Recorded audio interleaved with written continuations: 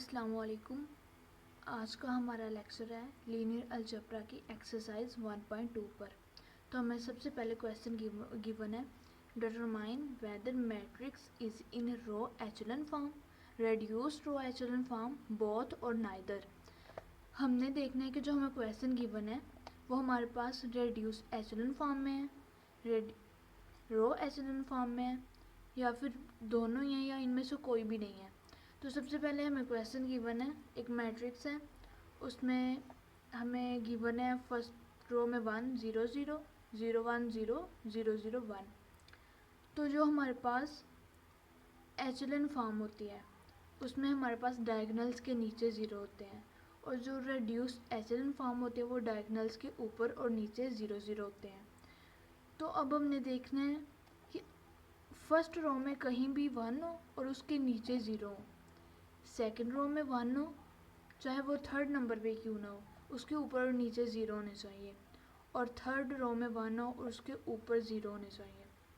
ठीक है, और अगर 1 की जगह भी 0 हो तो भी ये हमारे पास रेड्यूस एचेलन फॉर्म कहलाएगी।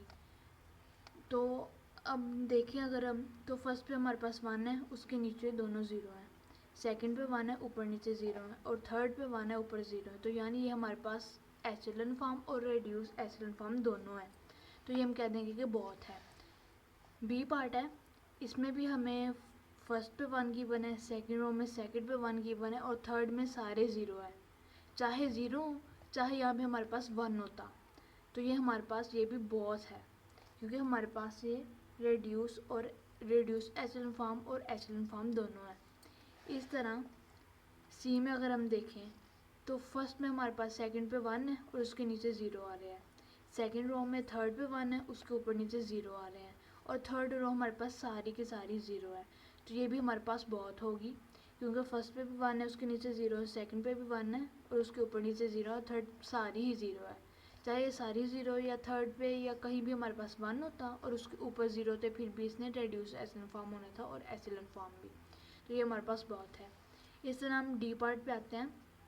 यहाँ पे देखिए, फर्स्ट रो में फर्स्ट पे हमारे पास 1 है, उसके नीचे 0 है, और सेकंड पे 1 है, उसके ऊपर 0 है, उसके बाद हमारे पास कोई रो ही नहीं है। तो जब फर्स्ट पे और सेकंड पे कोई ना कोई एक एलिमेंट ऐसा होना चाहिए जिसके ऊपर और नीचे 0, तो ये हमारे पास दोनों हैं, दोनों रोज में। तो इस वजह से हमारे पास एचेलन और रिड्यूस एचेलन फॉर्म दोनों होगी। अगर हमारे पास थर्ड रो होती फिर हमने चेक करना था थर्ड के लिए, लेकिन अब हमारे पास 2 रोज है और हमने 2 रोज के लिए चेक किया है, तो ये हमारे पास ट्रू है, तो ये हमारे पास बहुत होगी। उसके बाद डी पार्ट पे चलते हैं। हमारे पास ई पार्ट है फर्स्ट क्वेश्चन का। देखिए, अब फर्स्ट रो में फर्स्ट पे हमारे पास यहाँ पे 1 है और उसके नीचे 3 0 है, सेकंड रो पे हमारे पास ये 1 है, ऊपर और नीचे 0 है, थर्ड रो पे 1 है और ऊपर और नीचे 0 है, और फोर्थ रो सारी की सारी 0 है, यानी ये हमारे पास बहुत है, यानी रेड्यूस एचेलन फॉर्म और एचेलन फॉर्म। इस तरह हमारे पास एफ पार्ट है, उसमें सारे के सारे 0 गिवन है। जब सारे गिवन होंगे तो वो रेड्यूस एचेलन फॉर्म और एचेलन फॉर्म दोनों होंगे। जी पार्ट है, यहाँ पे देखिए 1 के नीचे तो 0 है, लेकिन सेकंड रो पे यहाँ पे 1 है और उसके ऊपर 0 नहीं है, यानी कि जब हमारे पास डायगोनल्स के नीचे 0 होते हैं तो वो एचेलन फॉर्म होती है, और जब ऊपर भी हमारे पास 0 तो वो रेड्यूस्ड एचेलन फॉर्म होती है। तो यहाँ पे हमारे पास डायगोनल के नीचे सिर्फ 0 है, तो इस वजह से हम कह देंगे कि ये हमारे पास एचेलन फॉर्म है।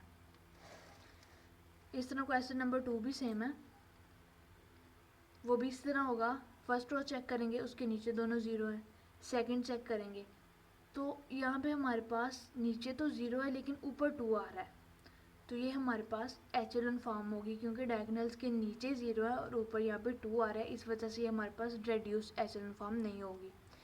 तो इसी तरह हम बी पार्ट पे आते हैं।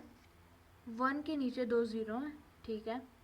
उसके बाद सेकंड पे जब हम देखें तो यहाँ पे हमारे पास 2, ये हमारे पास 2 आ रहे हैं, यहाँ पे 0 होना चाहिए था,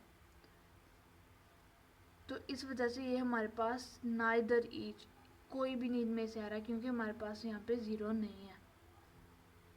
इस तरह सी पार्ट है, इसमें देखें तो 1 के नीचे 0 है, ट्रू है ये, लेकिन जब हम सेकंड रो पे देखेंगे यहाँ पे 1 है और ऊपर हमारे पास 4 आ गया है, यहाँ पे 0 होना चाहिए था, तब ये हमारे पास इसकी कंडीशन ट्रू होनी थी।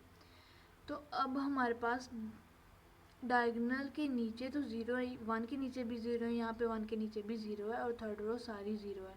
तो ये हमारे पास एचेलॉन फॉर्म तो होगी, लेकिन रिड्यूस एचेलॉन फॉर्म नहीं होगी। इस तरह ये सारे क्वेश्चन सेम है। इन सब में हमने बताना ये रिड्यूस एचेलॉन फॉर्म है या एचेलॉन फॉर्म है, ये इनमें से कोई भी नहीं है।